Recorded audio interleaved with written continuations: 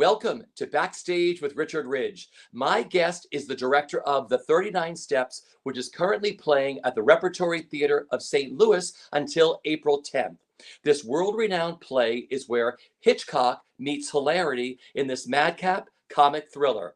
This tour de force features 4 actors who take on over 150 roles in a plot packed with intrigue, international danger, old-fashioned romance, high-spirited comedy, and a death-defying finale. Please say hello to Kate Bergstrom. How are you? Hello. Hi, I'm well. How are you, Richard? You know, this is one of my favorite plays. Just reading the synopsis all over again. I remember seeing this in New York and just absolutely loving this piece. But before we get into that, first off, how are you and where are you?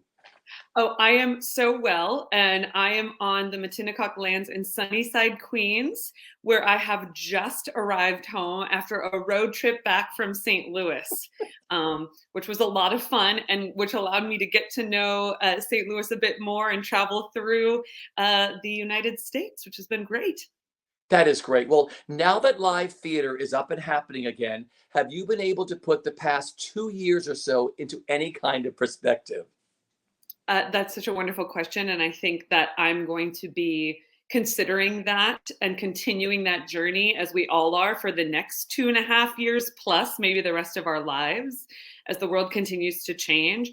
But I will say it actually has been an extraordinary journey to incorporate the joy of togetherness into the show and into the bones of the show, which I think has been propelled by some of the isolation that was necessary during the heart of the pandemic. Beautifully put. Well, congratulations on directing the 39 Steps. How excited are you to be doing this? Thank you. I am so excited. I'm particularly excited because the company is so extraordinary.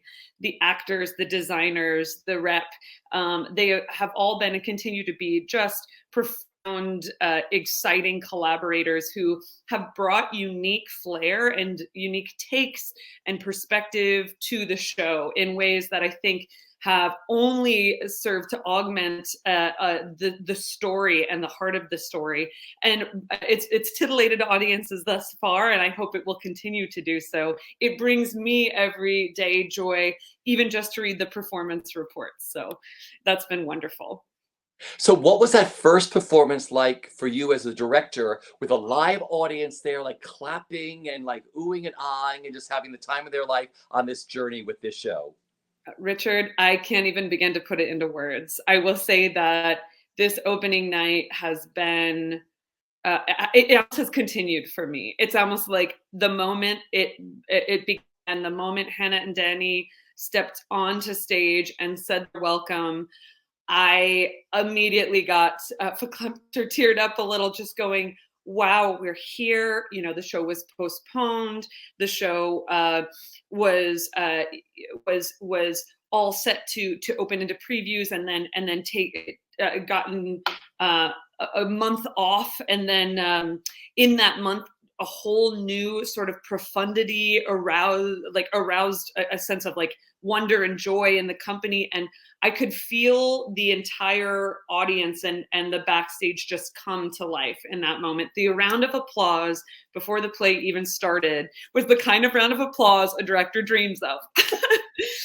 So that was extraordinary. And I will say that opening with folks packed into the theater safely and even masked and socially distanced was the kind of experience that I would have taken for granted perhaps before the pandemic. And I will say we'll never take for granted again.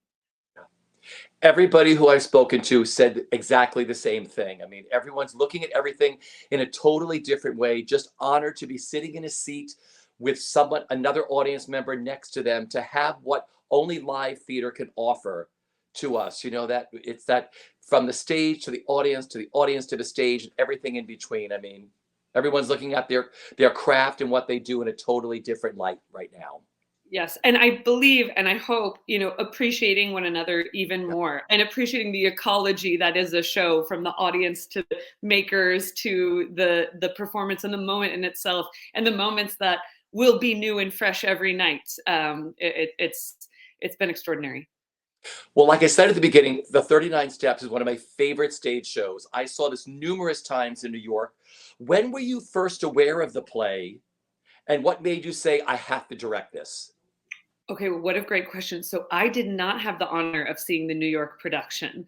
And in fact, I'm glad I did in part, but also it was such a formidable piece from what I know of it now that I go, oh, I would have loved to be in that audience.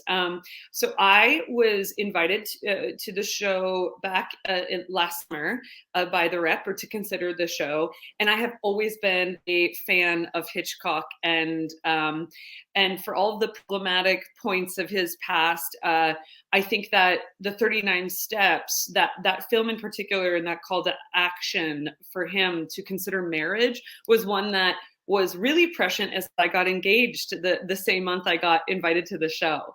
So I went, wow, of course I have to take on this romp and look at everything that makes partnership absurd and profound.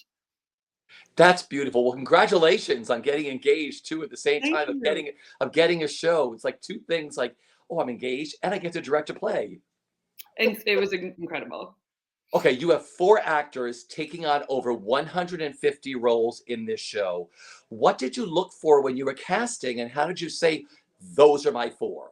Oh, I love this question, Richard. I love this question because what I looked for was relationship.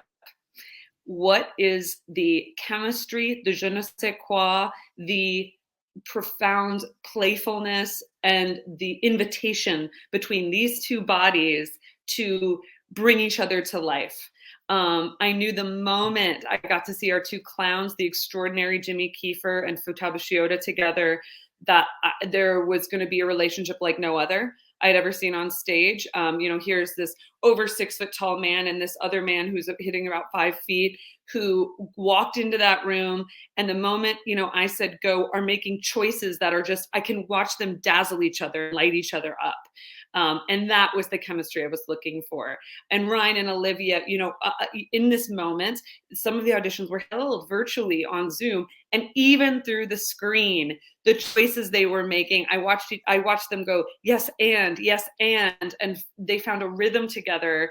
That was a sort of a connection and a love and a playfulness that I was in deep search of. And I thought, these are my folks, and I can't wait to have us all in a room together.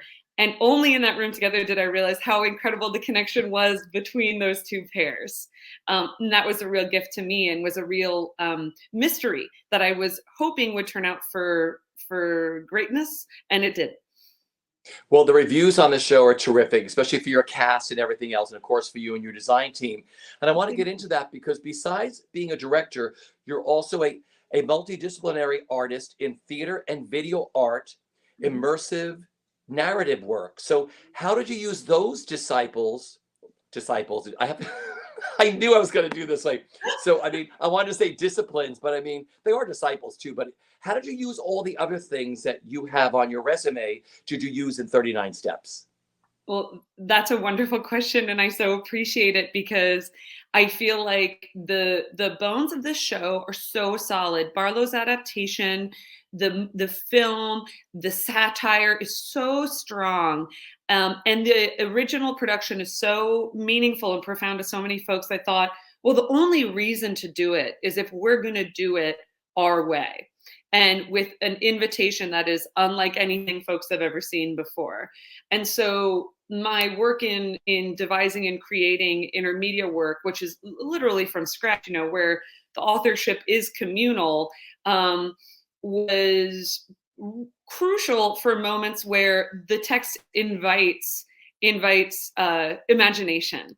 And so from the opening gesture to moments of, like, even the death moments, to moments of surprise, we as a company, and I think some of the work that I've done facilitating spaces of creation, created new moments that have never been seen in any production of 39 Steps before, from flying fish to bird umbrellas to the invitation of the scenic gesture of a bright red curtain being sort of the formidable piece of the show. I feel like my work as a creator allowed for this 39 Steps production to be unlike any other, but also with a deep reverence for what the heart and soul of that piece is, which is a satire and a call to respect the original piece. Because that's what I love. When I read the other things you did, I said, she's perfect to direct 39 Steps of all the other things you deal with besides being just a director. Oh, thank you. I appreciate that. Okay, so what has it meant to you being back in a rehearsal room with 4 actors, like live in the room, like you said, you cast beautifully on, on the small screen, and then you put them all together in this room. I mean, it's what we've missed for 2 years, but it must have felt the emotions you must have felt of being in a room again, doing what you do with these people must just be amazing. You hit the nail on the head. It was extraordinary. And it's one of the first times as a director, I will say now that I have, we've opened the production and generally the director departs after opening and lets the production live. It's the first time that I have felt so deeply like I don't even want to miss a show. I'd love to still be in that room because those live bodies together and the sense of playfulness that I think kinesthetically we missed in the pandemic was back with a vengeance. And these 4 actors are extraordinary players. And we're giving constant gifts to one another.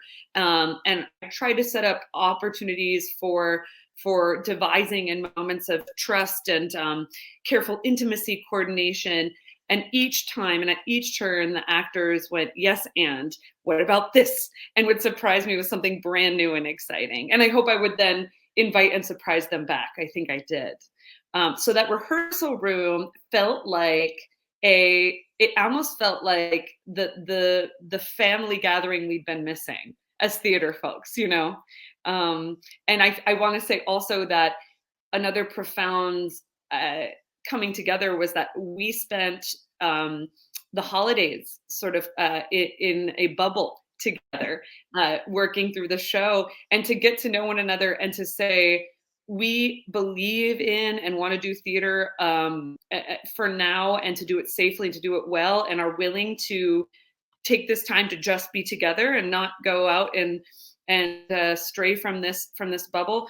That led to a whole deeper trust and a whole deeper and more profound experience of ensemble than I've ever had before. And I worked with extraordinary actors, but just that fodder was enough to go, oh, this is a unique piece of kindling on this fire, and this fire is strong. I love that you use the word ensemble because I was going to say that to you next, and the 4 of them are a perfect ensemble. So I thank you for using that word. Of course. What kind of journey do you hope the audience takes with 39 Steps, and what do you hope they walk away with after seeing the show? I love to ask directors this question. It's a wonderful question, and I hope that, and I know that many of the directors that I know and love think about that from the jump. For me, I believe that the entire process is the production as well. And in this process, the goal was that when you work together well, working together well becomes what you work for. And so for me, the audience is an integral part of that working together. From the moment the actors come onto stage, we've created a moment of sort of eye contact and of standing and taking in before the rompous start of the show. And my hope is that in that moment, the audience goes, I'm here too. I'm seen. I'm felt. And in that, I am an accomplice on whatever is about to happen next. So my hope is that the audience will have a roller coaster of surprises and delights and laughter, but will go away with the experience that it was only that togetherness that allowed them the joy that you can't get any other way. A joy that is about kinesthetic and visceral and emotional heart syncopation. I'm just glad that I see some audience members, with tears of laughter at the end, but also that give audible sighs and reactions throughout the play. And I hope that the audience walks away going, I want to work together well too. I am part of an ensemble, a global ensemble. And I think that's the goal of the piece. I love that. Well, you're also, when I was doing research on you, the founding artistic director of On the Verge Festival. And I'd love for you to mention what the mission of the festival is. That's such an amazing research finding. And On the Verge is a living crossroads that inspires radical conversation, rebellious imagination, and cultural expansion. And it began in Santa Barbara, but now that journey is gone beyond in communities that On the Verge touches. So we do everything from new work development to relationship building between artists to equity, diversity, and inclusion forums. And the goal with my partner, Josiah Davis at On the Verge, is to create invigorating invitations to inquire after what stories can do and what they want to do to build equity and meaningful conversation in community. So On the Verge began years ago and has now transformed into its own living and breathing organism that has different portions that I'm not even fully as immersed in anymore. But I think that the heart of it continues to touch the artists that have touched it before, which is about creating community by inviting generosity and conversation and inquiry in stories. So I'm really proud to be a part of that community and to have owned that for so many years. I love that. When I looked at that, I said, I have to ask her about that because I just thank you for doing, stepping out of the box and creating something totally different. I think that's really special. Of course. It was a community effort. Okay. Well, finally, since 1966, the Repertory Theater of St. Louis has been the region's premier live professional theater. Kate, what has it meant to you to be working at the Rep? Oh, I can't even tell you, Richard. I have been so honored to be invited to the Rep with Hannah at the helm and Bex Redmond and the entire team, because the Rep holds in it a true foundation of community and of extraordinary invitation to community building through stories. For me, this invitation to bring joy after a really hard time was one I took seriously, because the Rep takes its people seriously and takes its artists seriously. And that invitation was beyond meaningful to me. I was so honored to work at the Rep, and I just hope that as many folks as are in and around St. Louis will get a chance to come see the show and to visit the Rep whenever they get a chance, because that community is extraordinary.